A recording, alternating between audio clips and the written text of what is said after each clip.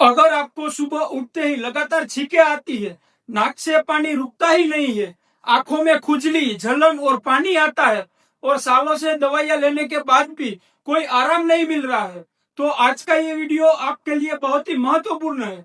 क्योंकि आज मैं आपको सिर्फ जानकारी नहीं दूंगा, बल्कि एलर्जी राइनाइटिस को जड़ से खत्म करने का पूरा तरीका बताऊंगा। तो मैं हूं डॉक्टर भाई सियानी और आप देख रहे हैं सन होम्योपैथी, जहां हम बीमारी को दबाते नहीं है बल्कि जड़ से खत्म करते हैं। सबसे पहले तो ये समझते हैं एलर्जिक राइनाइटिस आखिर है क्या।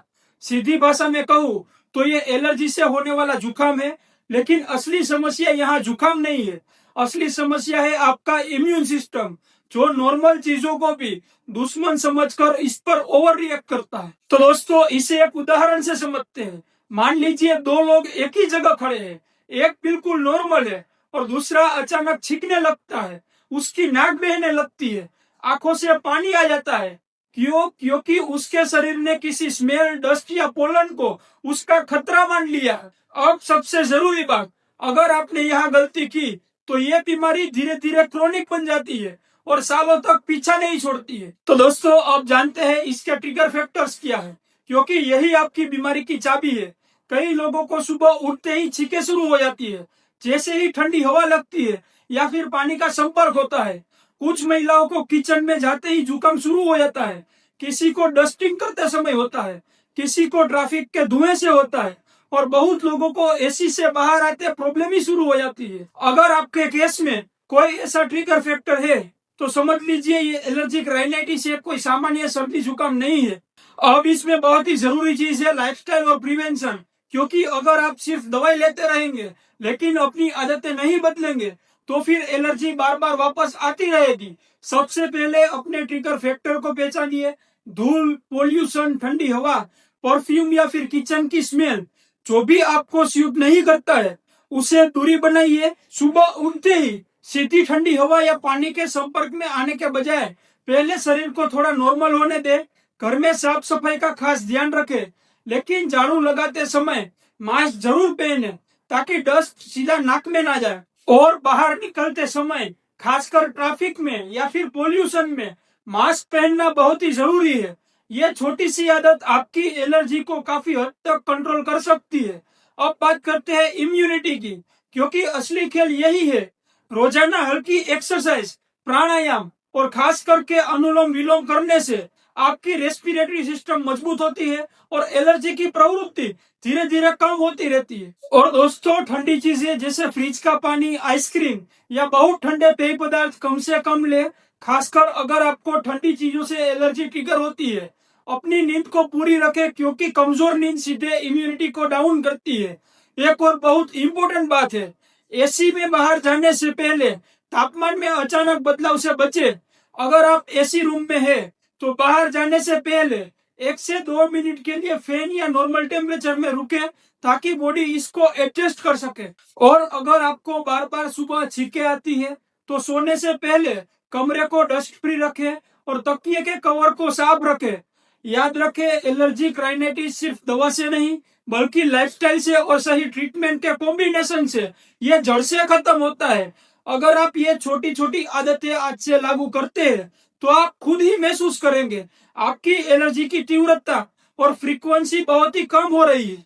अब यहाँ एक सबसे बड़ी गलती होती है, लोग इसे कॉमन कोल्ड समझकर बार बार दवाइयां लेते रहते हैं। लेकिन फर्क समझ लीजिए, कॉमन कोल्ड वायरस से होता है, 5 से 7 दिन में ये ठीक हो जाता है, लेकिन एलर्जिक राइनाइटिस महीनों या सालों तक चलता है। और सबसे बड़ी बात, इसमें बुखार नहीं होता है।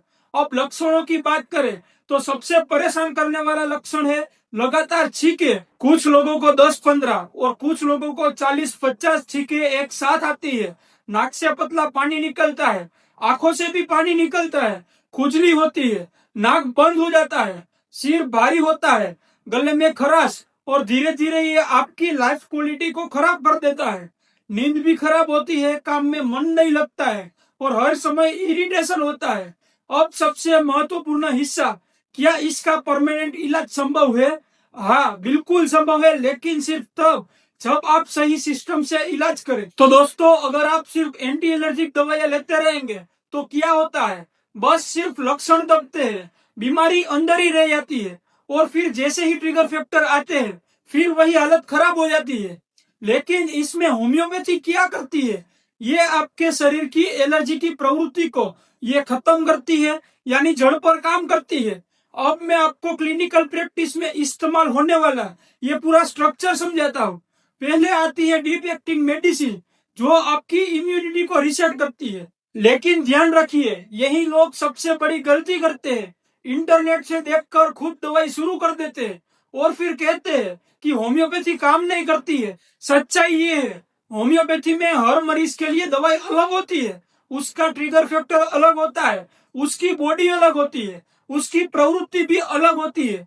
इसीलिए सही इलाज के लिए प्रॉपर केस टेकिंग बहुत ही जरूरी है। अब अगर आप सच में समस्या से छुटकारा चाहते हैं तो मैं आपको बहुत ही आसान रास्ता दिखाता हूँ। तो दोस्तों, हमारे सन होम्योपैथी में है बेहतरीन डॉक्टर्स की टीम, जिससे आप ऑनलाइन कंसल्ट भी कर सकते हैं, जहां हमारी टीम आपकी पूरी हिस्ट्री लेकर आपके केस के हिसाब से पर्सनलाइज होम्योपैथिक ट्रीटमेंट देते हैं। हमारे ज्यादातर पेशेंट को पहले महीने से ही फर्क महसूस होता है और 3 से 6 महीने में ये समस्या जड़ से खत्म हो सकती है।